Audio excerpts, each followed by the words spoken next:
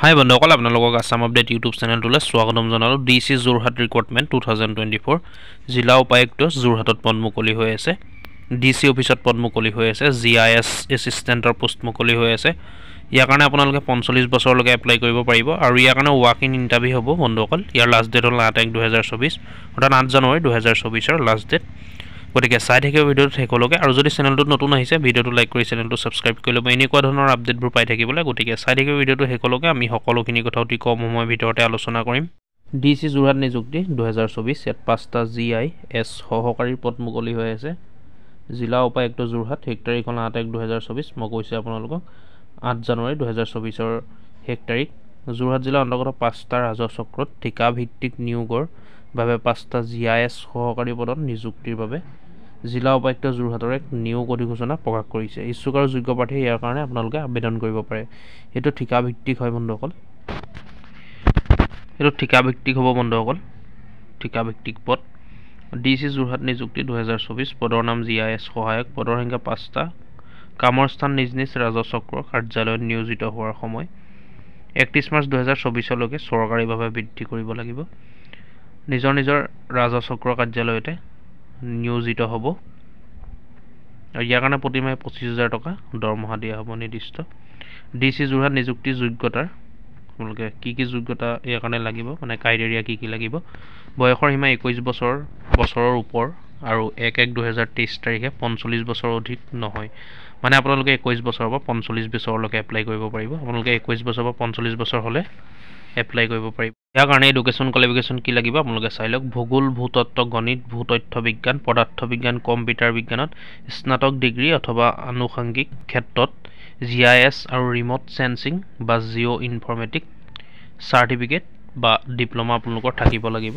অৰ্থাৎ গ্ৰেজুৱেশ্যন কৰা হ'ব লাগিব আপোনালোকে, পোষ্ট গ্ৰেজুৱেশ্যন কৰা হ'ব লাগিব এইকেইটা বিষয়ত। ভূগোল, ভূতত্ত্ব এইকেইটা যিকেইটা ইয়াত দিয়া হৈছে, গণিত, ভূতথ্য বিজ্ঞান, পদাৰ্থ বিজ্ঞান, কম্পিউটাৰ বিজ্ঞানত স্নাতক ডিগ্ৰী আপোনালোকৰ থাকিব লাগিব, অৰ্থাৎ পোষ্ট গ্ৰেজুৱেশ্যন কৰা হ'ব লাগিব, নাইবা আনুষংগিক ক্ষেত্ৰত নহ'লে GIS আৰু ৰিম'ট সেন্সিং বা জিঅ' ইনফৰমেটিক্সৰ চাৰ্টিফিকেট বা ডিপ্ল'মা আপোনালোকৰ থাকিব লাগিব, অথবা M.Tech, MSc, GIS আৰু ৰিম'ট সেন্সিং, জিঅ' ইনফৰমেটিক, MCA বা MA বা ভূগোল, ভূতত্ত্ব, গণিত, পৰিৱেশ বিজ্ঞানত জিঅ' তথ্য বিজ্ঞানক বিষয় হিচাপে লৈ বা GIS, ৰিম'ট সেন্সিং বা ভূতথ্য বিজ্ঞানৰ প্ৰমাণপত্ৰ বা ডিপ্ল'মা আপোনালোকৰ থাকিব লাগিব।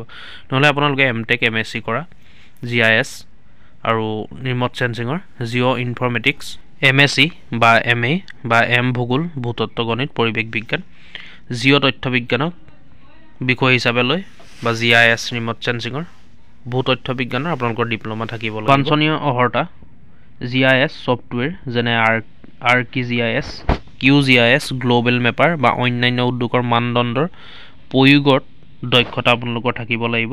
স্থানীয় তথ্য বিন্যাসসমূহৰ সৈতে পৰিচিত যেনে আকৃতি নথিপত্ৰসমূহ,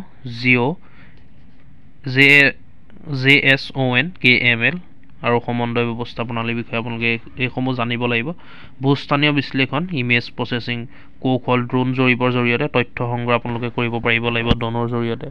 ভূস্থানীয় তথ্য বিকাশৰ সঁজুলি, ভূমি মেপিঙৰ বাবে HRSIৰ ব্যৱহাৰ, RTKG, NSS ৰভাৰ, DGPS, ETS আদি ব্যৱহাৰ কৰি মডেম জৰীপ কৌশলৰ জ্ঞান আপোনালোকৰ থাকিব লাগিব। এনেকুৱা কোৱালিফিকেশ্যন আৰু আপোনালোকৰ থাকিব লাগিব এক্সট্ৰাকৈ, এনেকুৱা অৰ্হতা থাকিব লাগিব, মানে আপোনালোকে এইখিনি চাই ল'ব ভালকৈ। আৰু ইয়াৰ কাৰণে অভিজ্ঞতা বিচৰা হৈছে ন্যূনতম অভিজ্ঞতা এবছৰৰ প্ৰাসংগিক কৰ্ম অভিজ্ঞতা থাকিলে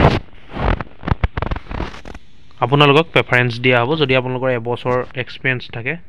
GISৰ ওপৰত কামান থকা RCCC প্ৰশিক্ষিত প্ৰাৰ্থীক অগ্ৰাধিকাৰ দিয়া হ'ব। GISৰ ওপৰত কামান থকা RCC প্ৰশিক্ষিত প্ৰাৰ্থীকো প্ৰেফাৰেঞ্চ দিব। দক্ষতা আৰ্ক ডেস্কটপ, আৰ্ক প্ৰ, অটোকেড, গ্ল'বেল মেপাৰত দক্ষতা MS Word, Excel, PowerPoint এনেকুৱাখিনি আপোনালোকে জানিব লাগিব। আপোনালোকে কম্পিউটাৰ জানিব লাগিব, কম্পিউটাৰ নলেজ আপোনালোকৰ থাকিব লাগিব। আৰু দক্ষতাৰ অসমীয়া, হিন্দী আৰু ইংৰাজী ভাষাত সাৱলীল হ'ব লাগিব। আপোনালোকে টাইপ কৰিব পাৰিব লাগিব হিন্দী, অসমীয়া, ইংৰাজী। ডিচি যোৰহাট নিযুক্তিৰ বাবে কেনেদৰে আবেদন কৰিব আপোনালোকে, এপ্লাই কেনেকৈ কৰিব ইয়াৰ কাৰণে বন্ধুসকল এটা ইণ্টাৰভিউ হ'ব, মই কৈছোঁ ৱাকিং ইণ্টাৰভিউ হ'ব। যিসকল ইণ্টাৰেষ্ট হয় আপোনালোকে 8 তাৰিখে যাব লাগিব। ইচ্ছুক আৰু যোগ্য প্ৰাৰ্থীয়ে তলত উল্লেখ কৰা সময়সূচী অনুসৰি ৱাকিং ইণ্টাৰভিউত উপস্থিত থাকিব পাৰিব। আপোনালোকে যিসকল ইণ্টাৰেষ্ট হয় আপোনালোকে জবটো কৰোঁ বুলি ভাবে বা আপোনালোকৰ ইণ্টাৰেষ্ট আছে আপোনালোকে যাব পাৰে। 8 তাৰিখ 1/2024 সময় পুৱা 10 বজাৰ পৰা হ'ব। আপোনালোকে ক'ত হ'ব চাই লওক, স্থানটো জিলা উপায়ুক্ত যোৰহাট কনফাৰেন্স হলত হ'ব। আপোনালোকে DC অফিচ যোৰহাটলৈ আহিলে হ'ল। 8 তাৰিখে 8 জানুৱাৰী 2024 দিনাখন তাতে হ'ব আপোনালোকৰ ৱাকিং ইণ্টাৰভিউ। সাক্ষাৎকাৰত প্ৰয়োজনীয় নথিপত্ৰ আপোনালোকক কি ডকুমেণ্টছ লাগিব, বিশদ পাঠ্যক্ৰম ভিটা, ফটো পৰিচয়ৰ ঠিকনাৰ প্ৰমাণ, পৰীক্ষণৰ বাবে মূল শৈক্ষিক প্ৰমাণপত্ৰ SSLCৰ পৰা আপোনালোকে দিব পাৰে, কৰ্ম অভিজ্ঞতাৰ প্ৰমাণপত্ৰ আপোনালোকৰ এক্সপিৰিয়েঞ্চ চাৰ্টিফিকেট, সাক্ষাৎকাৰত জমা দিবলগীয়া সকলো প্ৰমাণপত্ৰ, নম্বৰ চিট, অভিজ্ঞতাৰ প্ৰমাণপত্ৰ আদিৰ ফটোকপি সকলো আপোনালোকৰ জেৰক্স কপি লৈ আহিব। আপোনালোকৰ যিমান ডকুমেণ্টছ আছে সকলো ডকুমেণ্টছখিনি আপোনালোকে লৈ আহিব আৰু এটা এটা জেৰক্স কৰিও লৈ আনিব আপোনালোকে। এবাৰ ডকুমেণ্টবোৰ আপোনালোকে ইংলিছতো চাই লওক।